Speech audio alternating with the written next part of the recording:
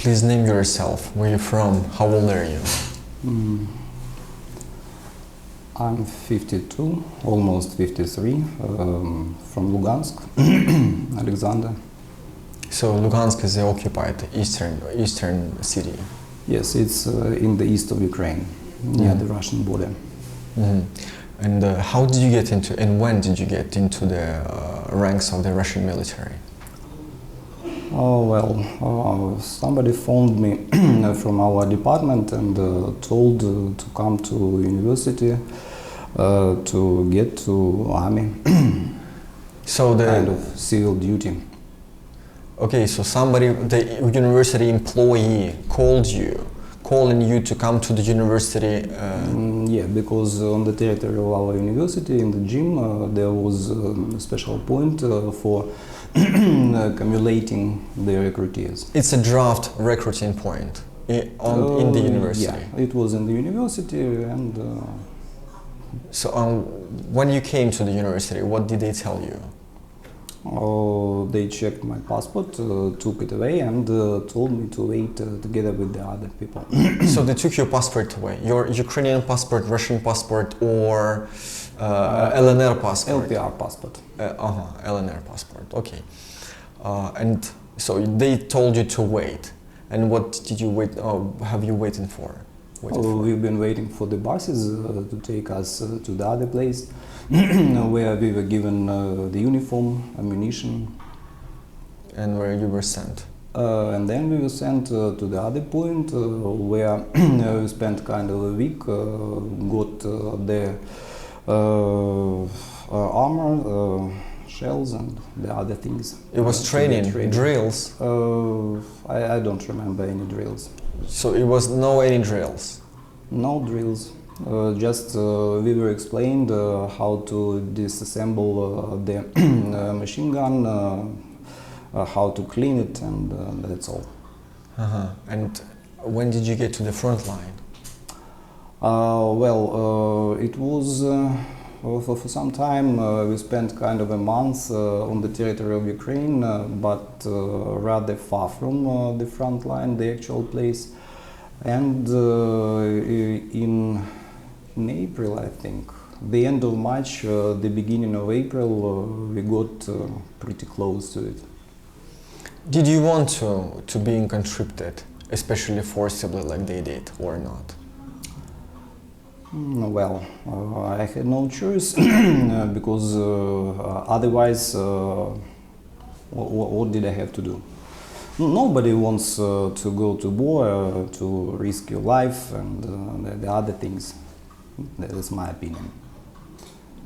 But I didn't ask whether you want or not, right? I believe no army asks for such things, Ukrainian as well and the other armies. True. Only when it is the question of mere volunteers. So you get to the front line a month after, approximately. You said it was in April, right? Yeah, the end of March, beginning of April. And what did you do over there? We were lucky. Now I really understand that we were lucky because at that time on our part of the front line there was relatively silence, no active military actions, and mostly we dug the trenches, just tried to organize our life there. Quite peaceful. Quite peaceful near the front line. Yeah, we were lucky once again because now in this detention facility, I understand after I've heard too many stories of people who really took part in the active phase of this war that we were lucky. I've talked to several people who were forcibly conscripted in Donetsk in particular, not in Luhansk, but I don't think the situation is pretty different. They told me that most of them is like you.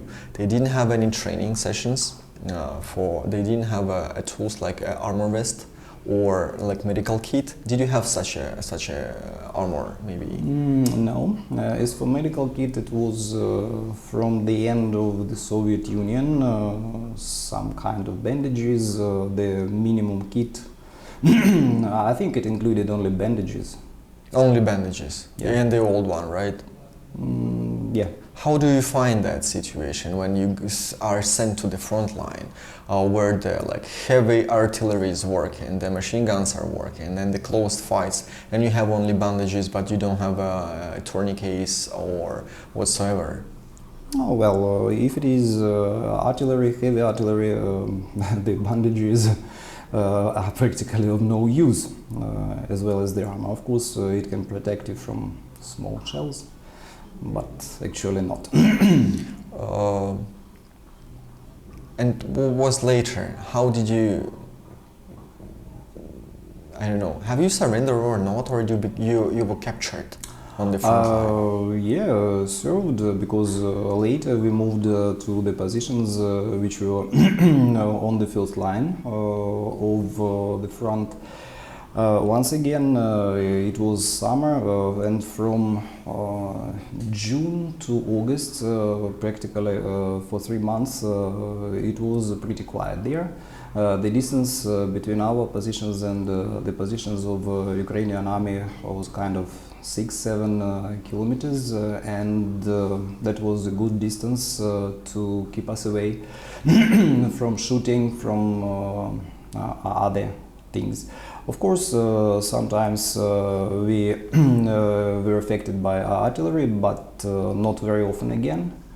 And I was taken as a prisoner of war on the 9th of September. The Ukrainians attacked on the 6th of September. For 3 days we tried to get back to Russian border or to border of Luhansk People's Republic. 6 September right now, recently? No, last year? 1 year ago, yes, it was last year. Kharkiv region, the offense of Ukrainian army. During the counter-offensive in Kharkiv Oblast, right? Do you remember maybe which brigade or other unit? No, well, they didn't introduce themselves, of course, but later, 1 or 2 days after I was captured, one of the Ukrainian commanders came to the local prison where we were kept and told me that their brigade was standing against us and boasted very proudly of their copters bombing our positions. Mm-hmm. So it was you said on the kind of borderline between Luhansk Oblast and Kharkiv Oblast, right? Or maybe you know the exact location of that? No, it was near, just a moment, it was either Shevchenkiv region of Kharkiv or it was closer to Balaklia. Mm-hmm. So this axis, Balaklia, Shevchenkova, right? That's right. Okay, you were captured as a prisoner of the war, and you were sent from the front line to? First, we were sent, I think, to Balaklia, to some of detention facilities there, because it had prison cells with all the equipment, and we spent there kind of 2 days. Then we were taken to Kharkov. In Kharkov we spent in prison for 1 week. Then we were taken to Kyiv once again 1 week, and on the 27th of September last year I arrived in this camp together with the other 77 or 75 people. All Ukrainians originally, or mixed with the Russian mixed, regular army? That's people from Luhansk People's Republic, Donetsk People's Republic, and Russian people. Have you been questioned in all of those, As usual, it's the standard proceeding, and it takes place every time you get to prison or you get to detention facility like this. For how long? They have special services that ask you about the circumstances, how you were captured, where you are from, all the details. It's always the same. Mm-hmm. So,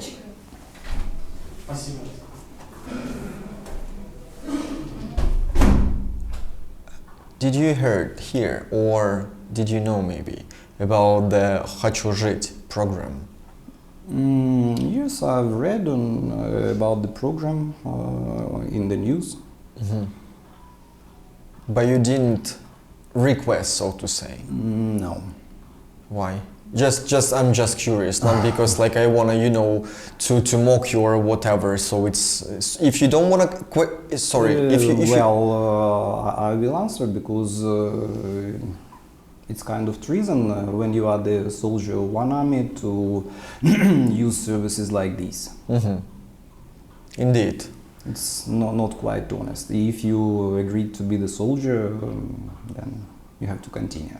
So did you take an oath before being conscripted or while being conscripted? No oaths. I could have taken kind of 3 oaths. That's for Soviet Union, to Ukraine, to Luhansk People's Republic, but didn't give any. Uh-huh. Okay. Could you elaborate about a bit of your life during the working at the university? Well, before the war, before the beginning of the events, that is before 2014, I worked in Luhansk University of Internal Affairs, also as a teacher of English, and in autumn 2014 the university was evacuated to Severodonetsk, Lugansk region, but I decided to stay at home, to stay in my own place. Why should I leave my native town? And when I started looking for a job, I heard that there is a vacancy in Shevchenko University. At that time it was Lugansk University named after Shevchenko. And they agreed to give me this job. Mm-hmm. And for 8 years I worked there. Aren't every employee of the University of Internal Affairs is the policeman or not? No, the employees were divided into 2 categories. One of them were policemen with the police ranks. They had the badges of ranks, the other stuff, and the other half were civilians, just like as I, and we didn't wear uniform, didn't have any special military ranks or police ranks. Mm-hmm. Just that were mostly people who taught humanitarian or general sciences like languages, history, philosophy. It was not obligatory for us to get special militia rank. Mm-hmm. So back to the place when you arrived here. So a year ago already. Yeah. So but do you want to be swapped to the other side, to the Russia side? Of course, from the very beginning, the first time when we were captured, they told us, Ukrainian soldiers, that you will be exchanged. We took you as the prisoners of war with the sole purpose to get Ukrainian soldiers back to Ukraine. Mm-hmm. And for the first time, I was asked whether I wanted to be exchanged or not in Kharkiv prison. And I said yes, of course, because my family is in Lugansk and everybody wants to get home. Yeah, but I believe. But what is happening? Why you are still here? What's your assessment on that? Okay, could you specify your question?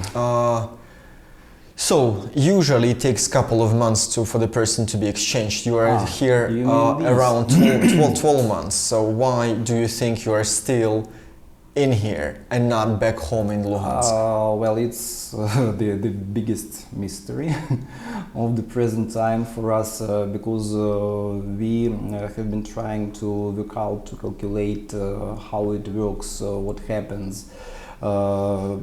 We couldn't find any system at all. It can be referred to prisoners of war from Lugansk, Donetsk, from Russia. Some of the prisoners of war are exchanged very briefly, almost 2 months in general. Sometimes they arrive here, stay for 1 week or even less, and then they get exchanged. A lucky one. Yeah, there have been cases when usually when you arrive here, you have to spend 2 weeks separately from the other prisoners of war for quarantine, health reasons, and the others. And there have been people who didn't even stay 2 weeks in the quarantine, they were exchanged. Mm-hmm.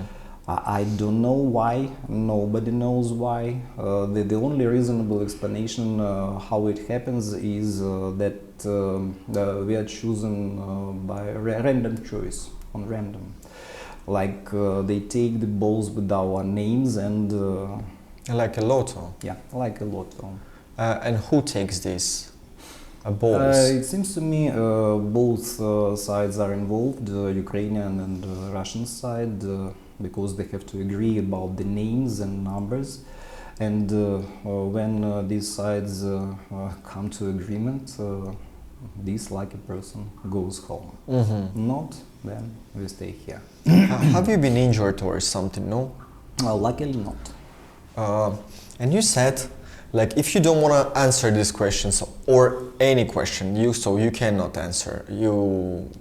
No problem at all. So we are not here from the military or whoever, we're just a regular journalist who do their job. You said at the very beginning that you were kind of asked to talk to us, right? So to say, asked. Do they, I mean the guards or whoever is here, do they force you to do something here? Or actually not. Mm-hmm. If you mean talking to the reporters or something, no. I should admit that they respect our wishes to talk or not to talk. You always have a choice to refuse and keep quiet or to talk to the reporters. Mm-hmm. But what about the other stuff when the reporters are not in here?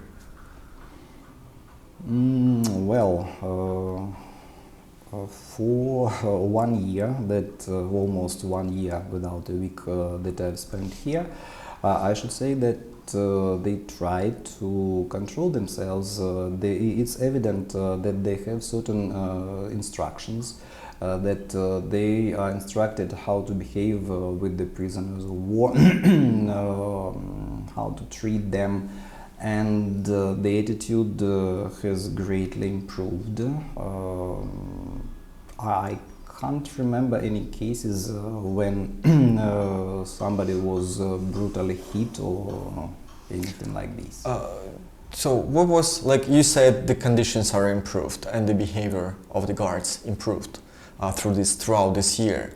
What could you maybe remember, but only what's regarding your situation, not the other people, only yours. What was the best thing happened in this detention camp, or what was the worst thing that happened within this year in this camp?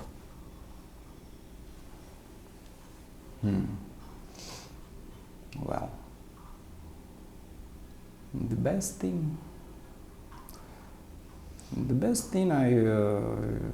I believe it was winter holidays, like Christmas, New Year. We were given special treatment. Also Easter. It was kind of reminding about home, about peaceful life. What was special in this treatment? We didn't expect that we could be given sweets or some candies or traditional things like eggs on Easter, on Easter Day. Well, that was unexpected, quite unexpected. And the worst,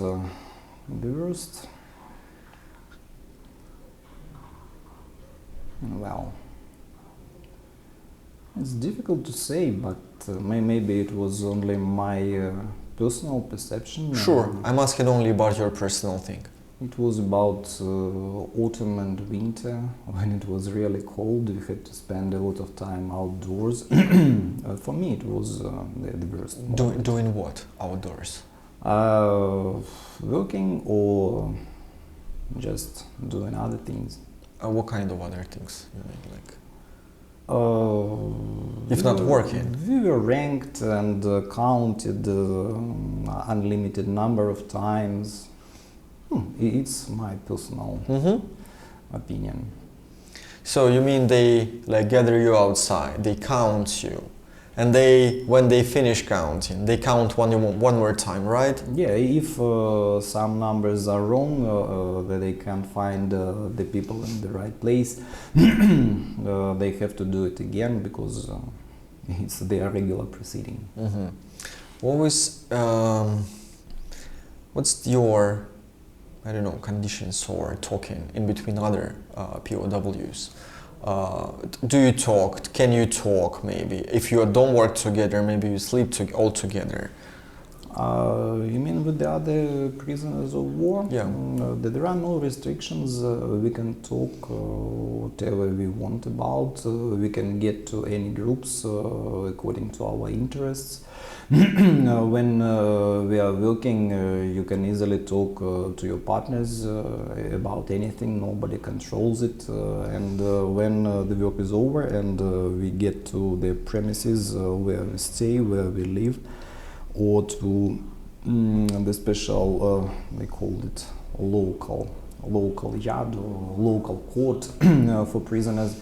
I know that in prisons with for dangerous criminals or kind of that, they have the strict rule not to get more than 3 or 2 together. There are no limits here. We can get together as a number of 10, 15, 20, whatsoever, according to our interests, discuss any topic. What do you discuss? Oh, a very wide range of things, from our life back when there was no war, to military actions, to our plans, food, books, films, whatsoever. So I'm curious. I heard the one guy who was going into the kitchen, the kitchen dining hall. Before we were standing at the entrance, and one of the people, like among yours, these prisoners of the war, one guy told another, "Oh, again показуха," which is kind of show up, right? And I asked several people, is that the food is the same regularly, or the kind of food you had today is always, not when the reporters are here? Well, I should admit that the kind of food, the quality and the quantity is almost the same every time, and we really eat the things that you saw today or maybe tasted. I saw some of the reporters sampling the food. I was eating. Yes, it's quite eatable. Of course, it's not the restaurant, it's not home food, but it's not home or the restaurant itself. But they feed you, I mean, like today at lunch, they feed you regularly, like on the other days as well, right? Yeah, that's right. Maybe you wanted to have something like from the grocery stores here, and you can have, I don't know, sgushonka, like condensed milk or whatever, like cookies or... Well, if you get the money or money is transferred to you, you can buy whatever you saw in our local shop. without any limits. Is it expensive? Do you consider this shop expensive or not? Because Actually, there was no I prices. don't know the scale of Ukrainian prices. I remember more or less the prices of 2014, but lots of things have changed, and I can't say anything about the prices now. But what about comparing to Luhansk prices prior to February 24, 2022? Oh, well, it's more expensive, definitely. I can compare Than here than in Luhansk? Yes, it's more expensive here now than it was in Lugansk in the beginning of this war. Comparing as for cigarettes, I remember that I bought a pack of cigarettes for about 90 rubles up to 100 rubles, and here the cigarettes cost 100 hryvnias. No, but that's the regular thing. price for for the cigarettes. But the cigarettes is not the food kind of, or not the treats. But I don't remember actually the price for food, and can't compare it like sausages or lard or the other things. Do you know the guys here who surrendered, like from Luhansk Oblast or from Donetsk Oblast? Have you talked to them? No, I can't remember now of any type of such people. There used to be here some guy from Lugansk, I think he was, and he surrendered himself and wanted to stay in Ukraine, but still was exchanged. He was exchanged? Yeah. Maybe you remember his name and last name? The surname, it seems to me, Volkov or something. And the name, no, I can't remember now. Liza, maybe you have it. Do you know something about how Russians take care about our people, about our war prisoners in Russia?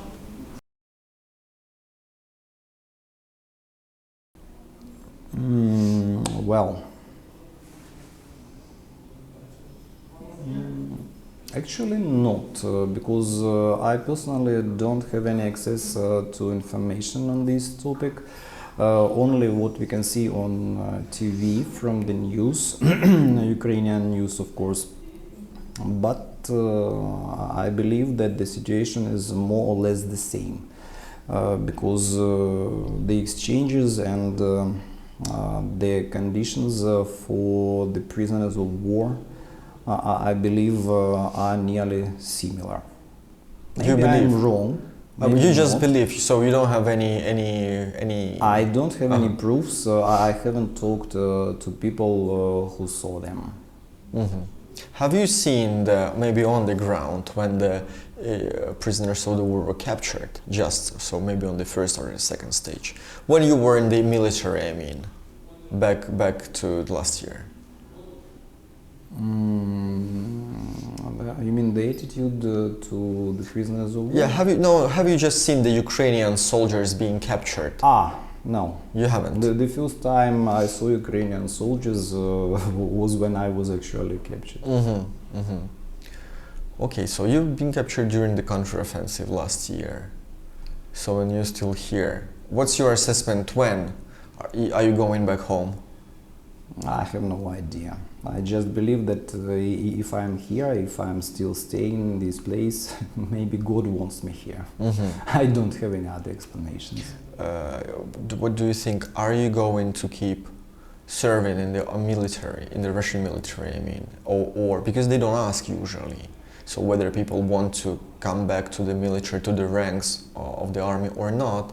So after the swap or the prison exchange, they give you, like, according to the prisoners of the war, former already prisoners of the war, their interviews. So they say they have a couple of weeks up to 1 month of their rest, kind of vacation, and then they are sent back to the front lines. What do you think about that?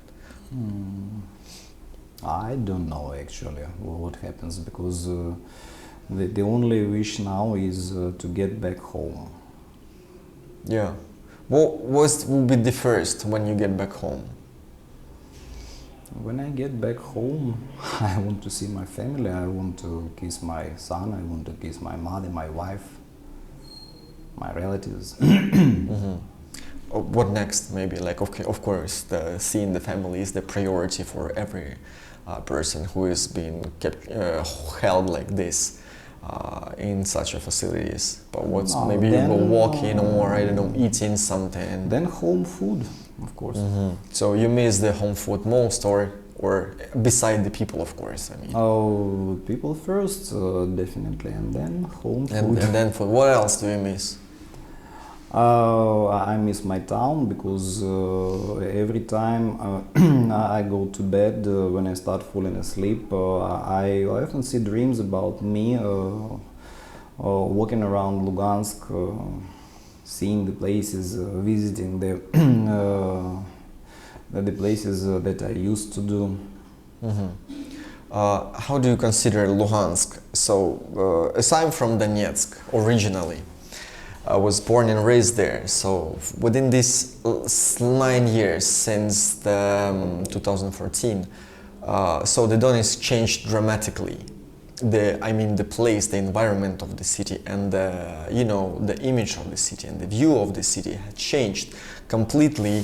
I mean, some of the things stopped, some of the what we call kiosks being built, and most of the only kiosks are being built, not other high residential buildings or whatsoever. Could you please tell me how you see the changes of Luhansk, starting from 2014 till late February 2022? Well, I can say Lugansk has changed considerably. Of course, several changes have taken place, but speaking about Donetsk, we should include the factor of the proximity of Donetsk to the front line. Lugansk is different, and life in Lugansk was actually more quiet before the war. Donetsk was a little bit ahead of Lugansk in this notion, and that is why maybe the changes in Lugansk are not so striking. Of course, some things, some enterprises will close down. As for the construction works, well, actually no big construction works, but lots of new shops, cafes, restaurants. The life was going on just as usual. Угу. Окей. Маєш ще питання чи якісь чи ні? Мені цікаво, чи відчуваєте ви різницю між вами і росіянами, які, саме росіяни, ті ребята? Ті, що справжні росіяни. Або, може, англійською запитаєш, чи... Do you consider yourself different? And do you see the difference between you and and the other people who are from Donetsk or Luhansk Oblasts or Crimea, from Russian people, like real Russian who were born and raised in Russia? Well, according to the latest news, we are all now the citizens of Russia, and lots of people have Russian passports, that is Russian citizenship. The originally Russian people are not different from us. We are treated the same way, no differences. The only difference is that the people from Russia don't understand the Ukrainian language of our guards administration and the other things. And when they were given commands in Ukrainian, or when they are addressed in Ukrainian, sometimes they ask us to translate. Yeah. And that's all. No, but I think Liza meant that... like maybe culture difference. Yeah. Do they know something about Ukraine, like a country, like about... Definitely they know less about Ukraine than people from Luhansk or Donetsk, it's quite understandable. Just the same as we don't know much about the places where they have arrived from Siberia, Altai, the other regions of Russia. But generally they are the same people like we are. We share the same interests, we share the same values probably, and they are just like us. What are these values? The things which are important for us are just as well important for them. Yeah, but for example? Well,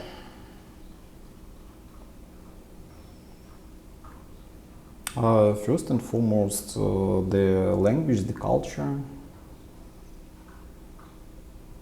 I feel that I believe to that side, to that culture. Okay, yeah, it's no problem. It's your opinion and only yours, so you have the complete right for that. So for that opinion, that's okay. So we don't punish people for the opinions. Hopefully well, not. when I was interrogated by the officers of SBU, I also told them the same thing. Yeah, but I'm not an SBU officer. I'm not an officer at all. Maybe you want to ask us something. Yeah, maybe you want to ask something. Actually, no, thanks. Окей. Маєш ще якісь запитання, Ліз, чи ні? The main question for us is when we are going to be exchanged, but nobody knows the answer. That's not the question to us. We just came here and I believe that even if I ask the representatives of SBU or the other officers that come to this place, they will not give me the answer even if they wanted to. Just they don't know. I have a question. I forgot to ask you about that. Do they open investigation into your particular person? Like yeah, sure. What's the charge? They opened the investigation and they have already been the trial. I was sentenced to 13 years. 13 years with all my property confiscated if they find any, and the charges were high treason. Then the participation in illegal military detachments and participation in terrorist organization. So 110, 111, right? 111, 258, 260. Ага. 110 посягання на територіальну цілісність. Could you elaborate more on that investigation and the court trial, please? Well, the court trial happened in the end of February, I believe, this year, or in March. I actually don't remember the date because it's not important, maybe unnecessary for me. The first interrogations started in October. From time to time I was invited to different interrogators. They were from Procurator's office, from SBU, from somewhere else, and as a result I was given the charge with the list of the crimes I committed, and then there was the trial. The trial took place here via the internet. We had video conference with one of Lvov courts. I don't remember the name of the region, Lvov region. And the court took 20 minutes and I was sentenced to 13 years of imprisonment. Do you feel yourself guilty?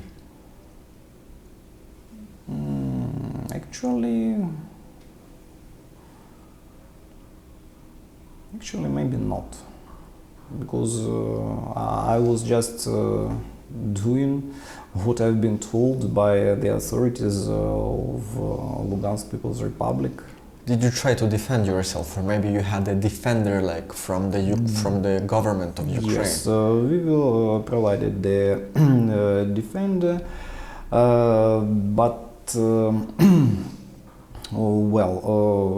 in what way do you mean I could protect myself? I was charged according to Ukrainian laws. Right. And I believe that the proceedings and the other things that they were held according to Ukrainian legislation.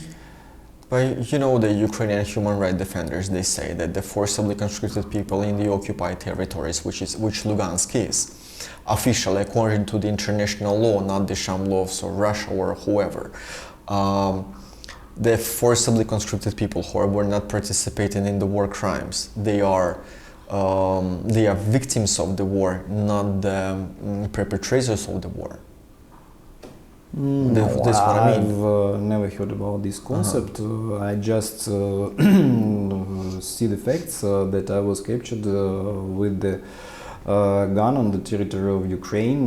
We are in military uniform, and if it quacks like a duck, it looks like a duck, then most likely this is the duck. Okay, but and you said the trial was 20 minutes.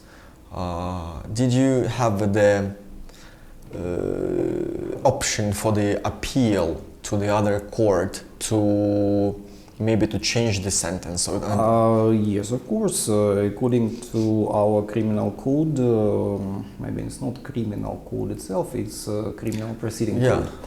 We have 30 days period when we can appeal, when we can submit our opinion, why we disagree with the decision of court.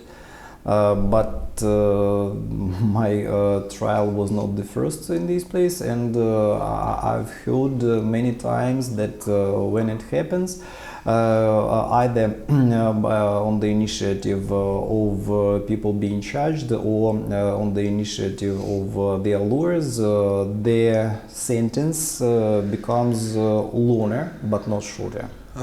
And people get 15, 14 instead of 12 or 13. Who told you that? The people who appealed and were given new sentences. So that's why you didn't try to appeal? Actually not, because the sanction of this point in the criminal code says from 12 to 15 years, I think. I got 13, so what's the point? The high treason is up to 15 years. Yes, up to 15, but if it goes about the real time that people have to stay here for 13 years or for 15 years, I understand it's almost like life sentence, because the chances for me when I'm 52 now to get away from this place after 12 or 13 years are almost zero.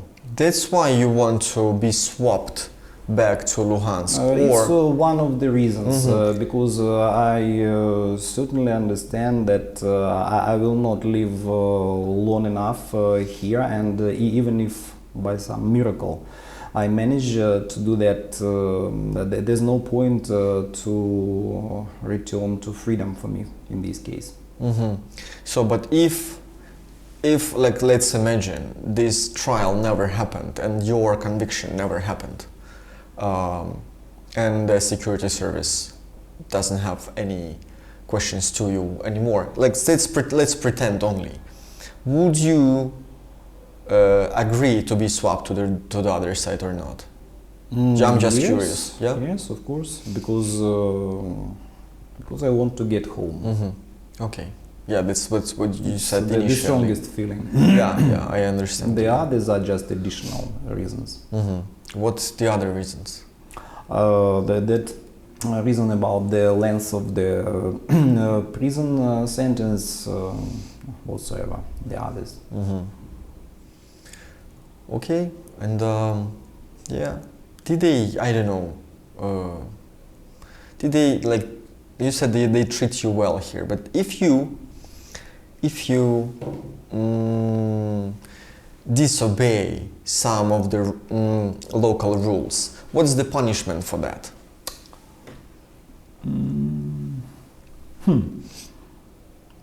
Actually, I've never heard about the cases when somebody disobeyed the rules in very decisive and offensive manner. More or less, everything goes quite politely. I remember that last year in spring, the Ukrainian Minister for Justice, Maluska, that's his surname seems to me, he came to us, had a confidential talk to all the prisoners of war who were staying in this facility, and asked us lots of questions about the attitude of administration, about the things that we are allowed to do, about the punishment, and among the others, he said that he's thankful to us that we didn't cause any serious problems. That's why, well, if something like this happens, the guards they start shouting on us, but not very much. Okay, so not much rather than shouting, right? I've never seen the cases of other things. Or you cannot say about that? No, why not? Okay, thank you so much, but could you please say it in Russian? What's your maybe name, maybe your call sign, and the unit you were serving back to in the Russian army?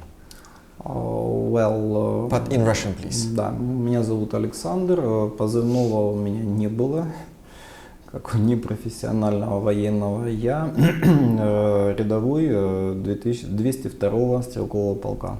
202-й стрелковый полк чего? Луганской народной милиции. Ага, не знаю, как они называются сейчас. Хорошо, спасибо.